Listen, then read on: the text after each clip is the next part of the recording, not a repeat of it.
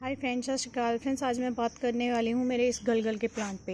ये जो मेरा प्लांट है ना, ये एक इसको 2-3 साल हो गए हैं इस प्लांट को। तो ये बहुत छोटा सा था, इसको मैं एयर लेयरिंग से तैयार करके लाई थी। ये मेरे मम्मा के पड़ोस में एक प्लांट था, तो मैंने उस पर गुट्टी बांधी।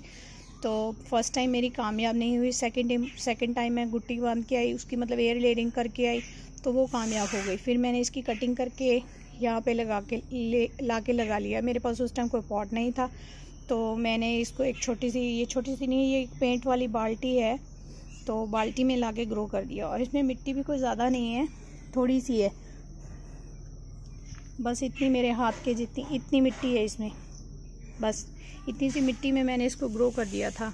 तो इसकी ग्रोथ तो बहुत अच्छी है। देखो, इसकी रूट्स इतनी ज़्यादा हो गई हैं कि रूट्स बाहर निकलनी शुरू हो गई हैं।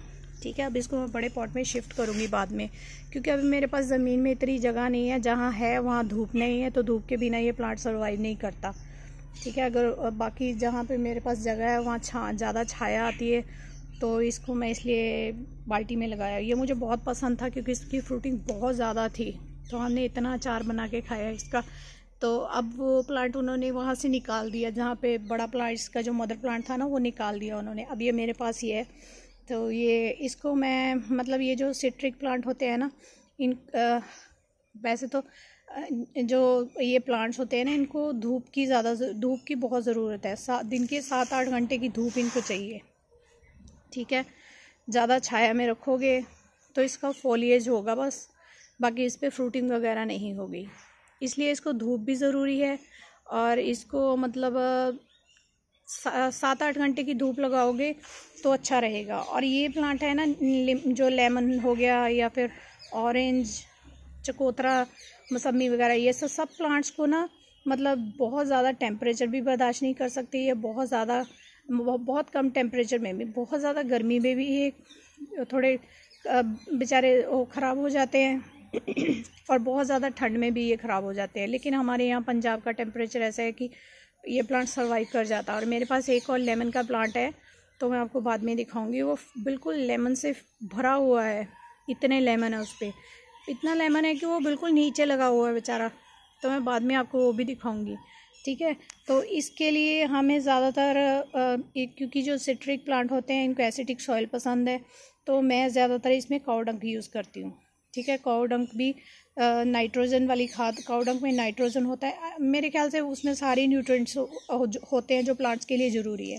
तो क्योंकि मैं शुरू से वही यूज़ करती हूँ, तो वो मुझे सबसे अच्छी लगती है, इजीली अवेलेबल है मुझे, तो मुझे मार्केट में जाके लेके नहीं आने पड़ती, तो मैं काऊ डंक यूज़ करती हूँ। ठीक है, इसमें अभी तक मैंने एक बार काऊ डंक डाली है। 3 साल हो गए इस प्लांट को। मैंने फर्स्ट टाइम जब इसको ग्रो किया था तब इसमें काऊ डंक डाला था, उसके बाद मैंने साल के बाद एक बार और डाला था इसमें काऊ डंक। बस 2 बार काऊ डंक डाला है। तो इसकी ग्रोथ बहुत बड़ा तो नहीं हुआ, बट अच्छा हो गया, क्योंकि गुट्टी करने के बाद जब मैंने ला के लगाया ना, तो एकदम से इसकी ग्रोथ नहीं हुई। बहुत देर तक इसकी ग्रोथ रुकी रही, फिर धीरे धीरे ये बढ़ना शुरू हो गया बरसात में जाके। तो इसको धूप भी मतलब 7-8 घंटे की धूप चाहिए, क्योंकि बिना धूप के ये प्लांट सर्वाइव नहीं करता, इसमें फ्रूटिंग नहीं होती। और इसमें वाटरिंग की बात करें तो वाटरिंग इसमें मतलब अगर आप इसमें बहुत ज़्यादा पानी डालोगे ना, मतलब इसकी मिट्टी सॉगी रखोगे, तो इसमें रूट बाउंड हो जाएगा। तो इसकी रूट्स की ग्रोथ इतनी ज़्यादा हो जाएगी ना कि आपको फिर ये निकाल के किसी और चीज़ में ग्रो करना पड़ेगा। इसलिए इसकी मिट्टी सिर्फ मतलब इसमें पानी जब भी डालना है ना, पूरा पानी डालो ताकि इसकी पूरी मिट्टी नीचे तक गीली हो जाए। बट उसके बाद जब ये सूख जाए ना मिट्टी, तब इसमें दोबारा पानी डालना। ऐसे नहीं है कि आज पानी डाला, भर के डाल दिया, कल फिर डाल दिया, तो ये प्लांट ख़राब हो जाएगा। इसमें रूट बाउंडिंग हो जाएगी बहुत ज़्यादा, तो फिर आपको ये इसकी मतलब रूट बाउंड होने के बाद फिर इसकी ग्रोथ नहीं होगी अच्छे से। तो इसलिए इसमें लिमिट में पानी डालिए, बस इतना पानी डालिए, जब ये मिट्टी ड्राई हो जाए ऊपर से, तब इसमें दोबारा पानी डालिए। ठीक है, धूप मैंने बता दिया 7-8 घंटे। और फर्टिलाइज़र में आप इसमें मतलब मैं अभी इसमें काऊ डंक डालूँगी। ठीक है, मैं इसमें काफ़ी सारा काऊ डंक डाल दूँगी, इतना काऊ डंक मतलब काफ़ी सारा काऊ डंक डालूँगी। तो जब मैं डालूँगी ना, तो आपको दिखाऊँगी भी। ठीक है, काफ़ी सारा काऊ डंग डाल दूँगी बस। उसके बाद मैं इसमें कोई फर्टिलाइज़र नहीं डालूँ, क्योंकि मैं और कोई फर्टिलाइज़र यूज़ नहीं करती हूँ। मैं सिर्फ DAP यूज़ करती हूँ, वो भी सिर्फ फ्लावरिंग वाले प्लांट्स में। फ्रूट्स में ज़्यादातर मैं यूज़ नहीं करती हूँ। फ्रूट्स में मैं सिर्फ काऊ डंग यूज़ करती हूँ बस। तो बस धूप भी इसको 7-8 घंटे की धूप और पानी मिट्टी सूखने पे डालना है। और इसमें फर्टिलाइज़र आप अगर आपके पास MPK है तो MPK भी इसके लिए बहुत अच्छी फर्टिलाइज़र है। ठीक है, आप हर 20-25 दिन के बाद इसमें थोड़ा सा MPK लिक्विड बना के डाल सकते हो। ठीक है, अगर आप DAP यूज़ करते हो तो 3-4 दाने 15-20 दिन के बाद इसमें 3-4 दाने बस इसमें डाल दो और उसके बाद वाटरिंग कर दो। ठीक है, और इसकी कटिंग करनी बहुत ज़रूरी है। ठीक है, इस साल मैंने इसकी कटिंग नहीं की तो इसीलिए ये थोड़ा लेगी सा हो गया है, क्योंकि इस पर फ्लावरिंग बहुत ज़्यादा हो गई थी। इतनी फ्लावरिंग हो गई कि मेरा कटिंग करने का मन ही नहीं किया, मैंने इसलिए इसकी कटिंग नहीं की। अब ये इसकी जब फ्रूटिंग बंद हो जाएगी ना, तो जो इसका मदर प्लांट था ना, वो 12 मासी था। मतलब उस पर हमेशा ही गलगल लगी रहती थी। कभी ऐसे नहीं होता था कि वो प्लांट खाली है, हमेशा ही उस पर गलगल लगी रहती थी। तो इस पर भी अभी गलगल मतलब लगी हुई है, तो जब तक ये उतरेगी इस पर नई फ्लावरिंग आ जाएगी। फिर भी बट मेरे को इसकी कटिंग तो करनी है, क्योंकि ये बहुत ज़्यादा लेगी सा हो गया है, तो इसकी कटिंग करनी भी ज़रूरी है। ठीक है, जितनी कटिंग करोगे उतना ही ये प्लांट बुशी हो जाएगा।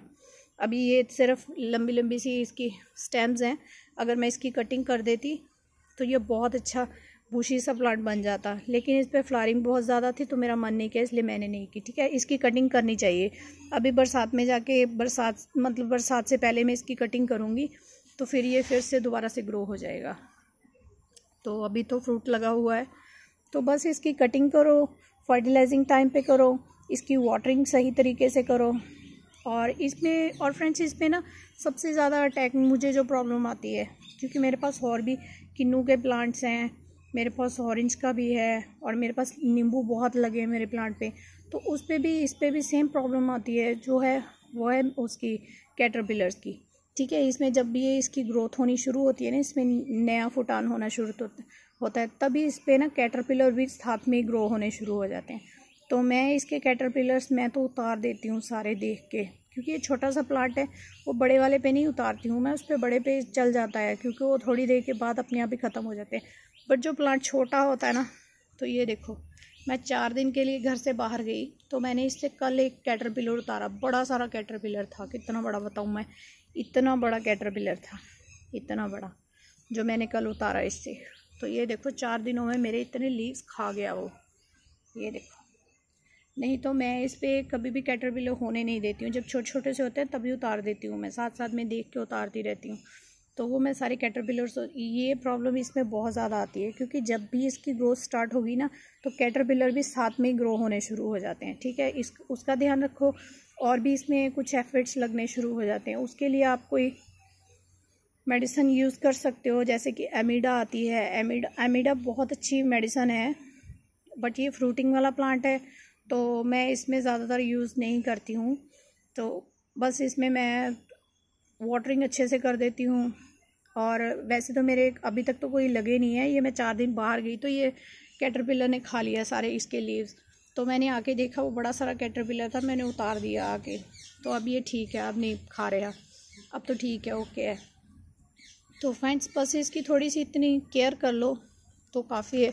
जो एमिडा होती है ना, उसकी मतलब पानी में डाल के स्प्रे कर दो तो वो भी बेस्ट है। और नहीं तो आप वो जो नीम ऑयल आता है ना, नीम ऑयल को मिक्स करके थोड़ा डिश वॉश में और पानी में उसकी स्प्रे कर दो, उससे भी सारे ये एफिड्स सारे क्लीन हो जाएंगे।